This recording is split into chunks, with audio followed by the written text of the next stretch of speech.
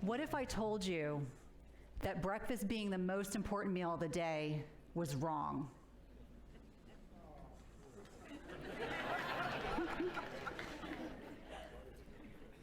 What if I told you it is more important when you eat than what you eat? Perhaps much of the nutritional dogma that we've been raised with is now outdated, like snacking all day long and eating mini meals. Over the next few minutes, I plan to discuss with you what I believe to be the most profoundly transformational concept and strategy as it pertains to health and aging. Over the last 20 years as a nurse practitioner and a functional nutritionist, I have seen tremendous shifts in health and wellness, escalating rates of obesity, diabetes, and cardiovascular disease, many of which are preventable. The choices we make in terms of nutrition are profoundly impactful on our health, more than most of us realize.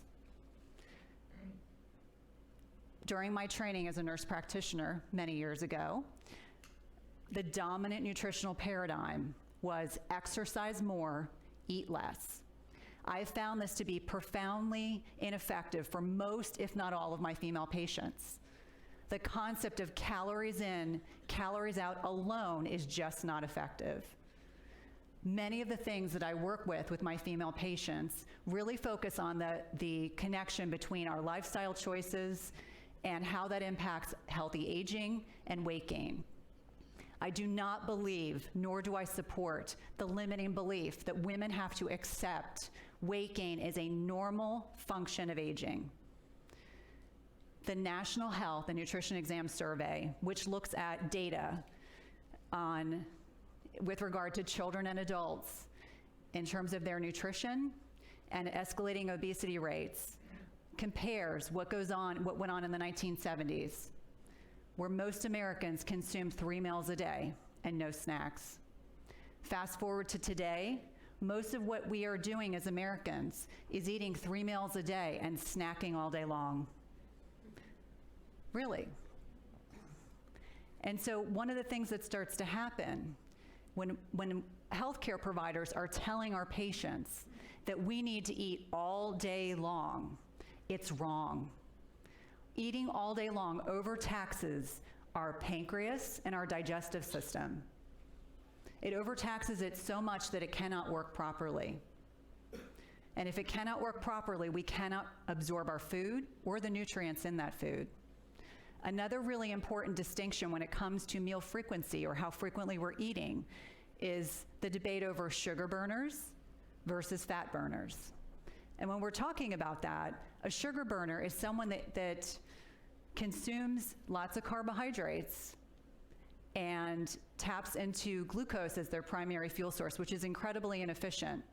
If you recognize these individuals, they are frequently hungry, they often get hangry, they have significant dips in their energy level, they struggle more with fat loss and they struggle more with their weight because insulin levels are high. Insulin is that fat storing hormone. So if levels remain high, we have more oxidative stress, we have more inflammation, and we struggle more with weight gain. In sharp contrast to this are fat burners. They tap into fat stores for energy. They have sustained energy. They are much more clear cognitively. They don't get hangry. It's easier for them to lose weight because they tap into those fat stores. They sleep better and they age more slowly. So meal timing and how frequently we are eating is absolutely crucial. Absolutely crucial. Let's talk about some statistics as they pertain to women and healthy aging. So we know 2/3 of women 40 to 50 years of age are overweight and more than half are obese. How do we proactively address this statistic without quick fixes?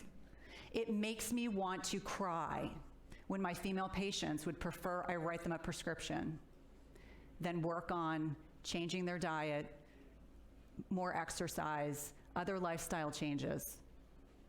Women in their 50s and 60s gain an average of 1.5 pounds per year. Per year, that's average. And some of this is attributable to things like hormonal fluctuations, women having less lean muscle mass than their male counterparts, sleep disturbances, and mood disorders. However, there are strategies we can use to help offset this. So folks, I want you to save your money on potions and powders and supplements that are not long-term solutions. I've got a better idea, and I'm going to tell you about it. I've got a better idea. There are lots of strategies that I use with my female patients, but none more powerful than intermittent fasting. Intermittent fasting can help fuel fat loss, as well as many other benefits that I'll talk more about in a second. But it also can improve interpersonal relationships and self-esteem. And for many women, this permits them, it's the magic bullet that allows them to gain back their former selves. Really powerful. And the really cool thing about intermittent fasting is it's free, it's flexible, and it's simple. You take nothing else away. Free, flexible, simple. So let's talk about intermittent fasting. It is the absence of food during a prescribed time period. You exist either in a fed or a fasted state. I'm sure for many of you, you had breakfast this morning. So when you eat, insulin is secreted by the pancreas to move sugar into the cells. We store the bulk of our sugar in our liver and our skeletal muscle. But when we exceed those storage sites, we store it as fat. When we're fasted, insulin levels are low, and we can tap into fat stores for energy. Free, flexible, simple.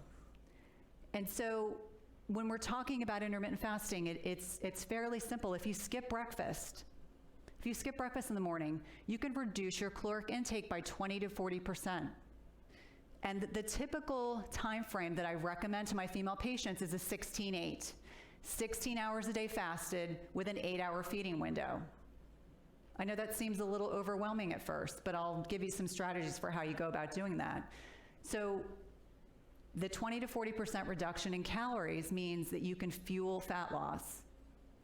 So what are some of the benefits other than fat loss?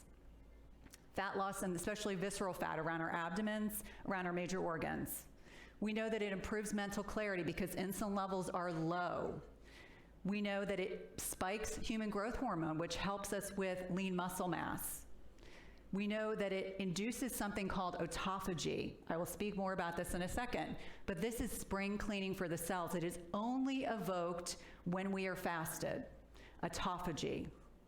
We know that it lowers insulin levels, blood pressure, improves our cholesterol profile, and we know that it can reduce your risk for developing cancer and Alzheimer's disease, which I like to call type 3 diabetes, if for no other reason we want to protect our brains.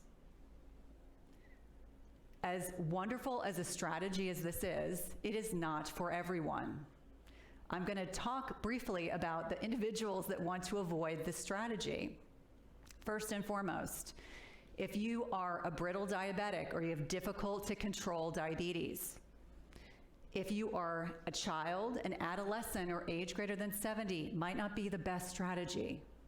If you are pregnant, if you have chronic heart issues, kidney or renal issues, not the best strategy.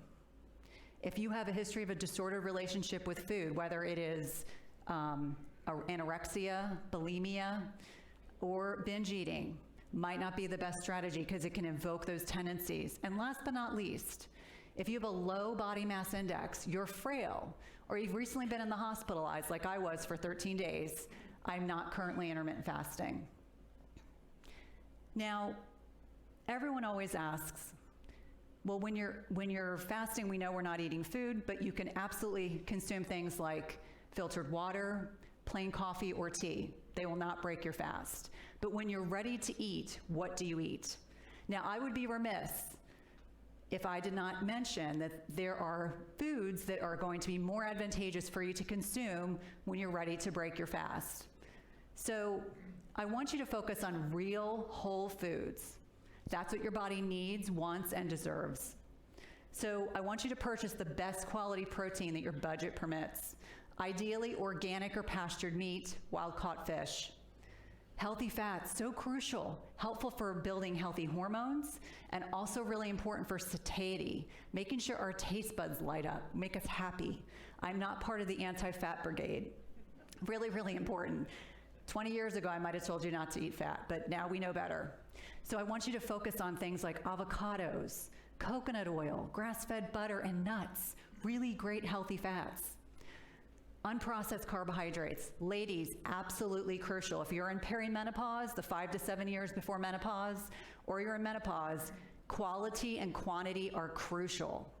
So I want you to consume things like low glycemic berries, green leafy vegetables, squash, quinoa, sweet potatoes, as opposed to bread and pasta. Cautionary tale, I want you to limit sugar and alcohol. By that I mean, I want you to not consume those things because they can offset all the good that you're doing. And lastly, keep yourself well hydrated. Now, I want to make sure that I briefly touch on some of the practical implications for how you would go about starting intermittent fasting. Generally, I have my ladies start with 12 to 13 hours of fasted period, and they can slowly increase by an hour or so every day until they've reached that 16-hour mark. Again, you want to keep yourself really well hydrated. You can also have plain coffee or tea. In addition to that, you want to ensure that you give it a solid 30 days before you determine if it's the right strategy for you. And if you have chronic health conditions, I want to make sure you discuss it with your healthcare provider. Really important. And recognize it may take 6 to 8 weeks to really see the full benefits of what you're doing. The biggest pain point for my female patients is weight gain. I have a fantastic strategy to help with this, but I don't want you to buy into the next $50 container protein powder or the hottest weight loss supplement that's out there. I want you to think about the fact this is a simple, flexible, and free option that you can try at home, discuss with your healthcare provider if necessary. I really feel so passionately about this because it's something that all of us should be discussing with our patients. Thank you.